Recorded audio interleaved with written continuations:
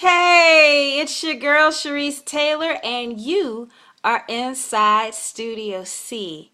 I don't know how many of you recall, but when Studio C started last year, I said that we would mainly talk about music.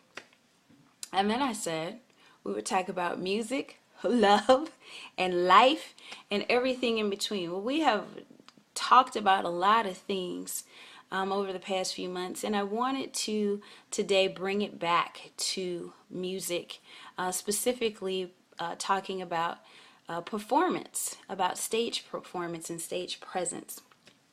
So I want to talk about that. Before I do, though, this was a pretty big week on television for our musical shows, The Voice and American Idol, for those of you that watch them.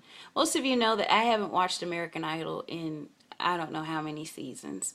And one of the primary reasons that I don't watch it, I was reminded of this week when I tuned into the last 5 minutes. They have this absolutely crazy and sensitive tradition of asking the person who has just been voted off to, oh, you're going to sing now. It's like the person's sobbing, they're crying, they're upset, and they ask them to sing. And I think it's the craziest tradition and just completely insensitive.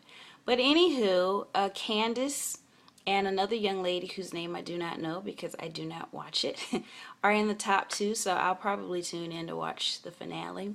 Then on the other side, on The Voice, we had the judges to pick their top 12 for the season that are going to compete for to be The Voice. So pretty exciting if you're into those shows. I wanted to talk today specifically about connecting to your music, the music that you are performing, connecting to your audience, and then having stage presence and being engaging, being somebody that, the audience and or the congregation, depending on where you're singing, making sure that the audience wants to be connected to you and that they're feeling what you're singing. And so, number one, as I mentioned before, and I've mentioned this on several of my other social media platforms, if you can at all, find a way to be connected to the music and the lyrics of what you're singing. If there's no connection, it's hard to convey. And that's why I'm a big stickler of going over the lyrics over and over again, even if it's something that you know really well.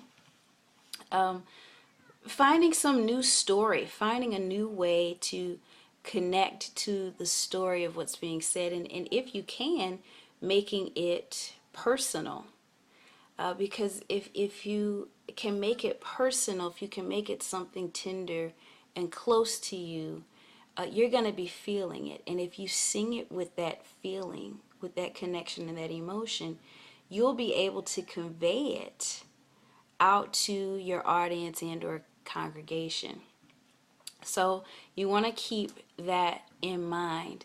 Other thing is that mentally, physically, and in spirit and in mind, you want to be relaxed. You want to just come out there and just oh, yeah, yeah, yeah. Oh, oh.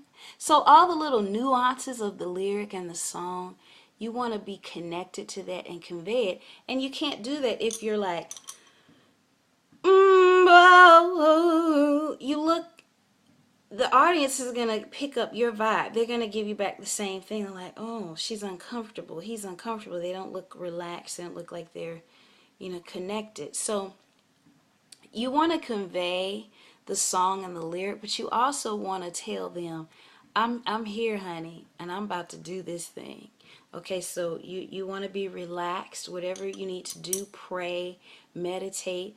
And again, knowing your music helps. Knowing your music and being connected to your music will help a great deal. I want to talk about holding the mic.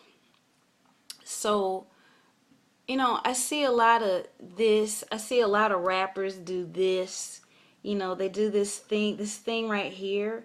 I don't know what that is. where they put like their finger like they're picking their nose. I don't know what that is, but that's whack. Okay, you don't want to do that. As a singer, you want to just hold the mic. You want to be relaxed with it. Don't do too much with it. Some people tap. They get into it. They're like, oh, oh, duh, oh, oh, oh. Please make sure that you're tapping on beat. No, oh. It's okay if you do that. It just shows you're relaxed. You're feeling it.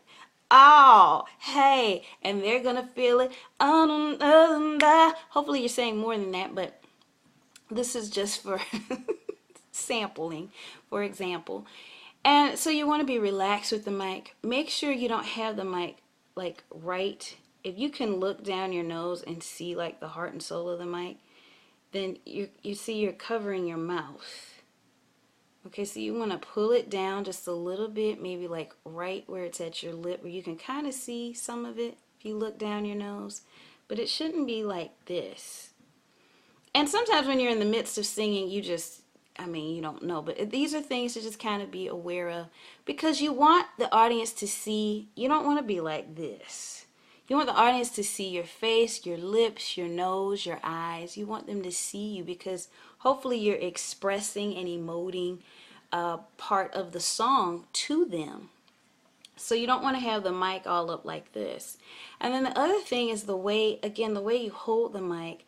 The first time I sang, it was in middle school, and I would love to see a video of that, but I was so nervous, I just wanted to crawl under a rock. But I was holding the mic, started in a stand, and I held it like this, and I heard the track start. Doom, doom, doom, doom, doom, doom. I was singing Whitney's Greatest Love of All. And I remember Whitney said that when she first sang in church, she fixed her eyes on this clock that was in the back of the church. And ironically enough, my first solo alone, singing alone, was The Greatest Love of All. And I fixed my eyes on a clock in the back of the gym. But I was like this, no movement, stiff. It was not good. And so I heard the track, doom, doom, doom, doom, doom, doom. I believe the children are our future. Teach them well and let them lead the way.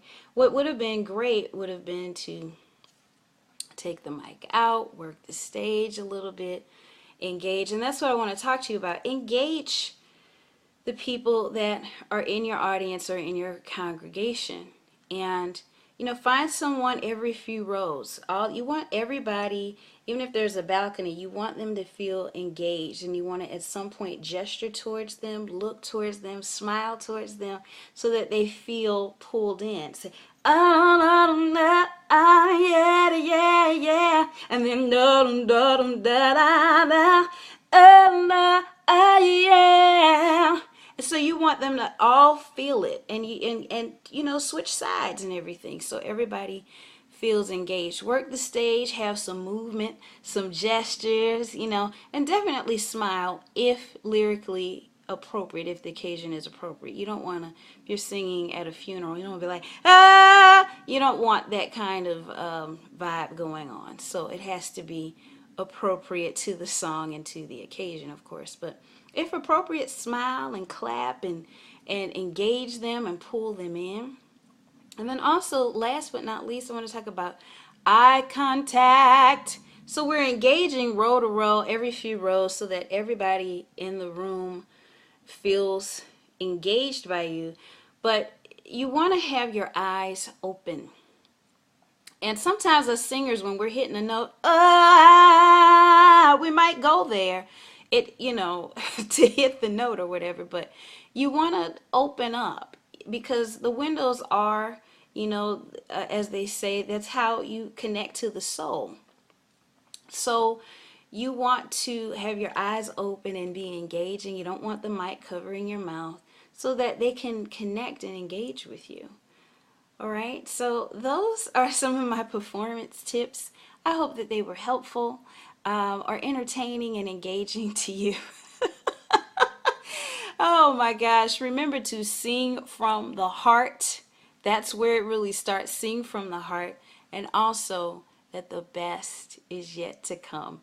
Until next time, this is your girl Sharice Taylor, and you are inside of Studio C. I love you guys. Talk to you next time. Bye.